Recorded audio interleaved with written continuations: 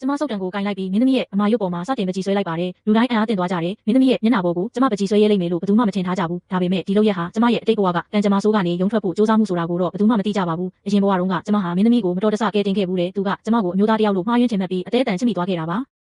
ဒါပေမဲ့အမှန်တရားပေါ်ပေါက်လာတဲ့အခါမှာတော့အဲ့ဒီချစ်တွေကနာကျင်မှုတွေအဖြစ်ချက်ချင်းပြောင်းလဲသွားခဲ့ပါတယ်။နောက်ပိုင်းပကြီးတန်ပွဲတစ်ခုမှလည်းကျမကကြောက်စိတ်ကြောင့်ဘာမှမလုပ်နိုင်ပဲတောင်းကြီးဖြစ်နေခဲ့လို့မင်းသမီးကကျမကိုပို့ပြီးတော့မုန်းသွားခဲ့ပါသေးတယ်။အခုတကြောပြန်လဲမွေးဖွားလာတဲ့အချိန်မှာတော့မင်းသမီးရဲ့အမုန်းကိုခံရမှာကိုကျမတုံ့နေမိပါတယ်။ဒါဟာအဲ့ဒီကံကျမကိုရှောင်လွှဲဖို့ကျမရဲ့နောက်ဆုံးခွင့်ရေးပါပဲ။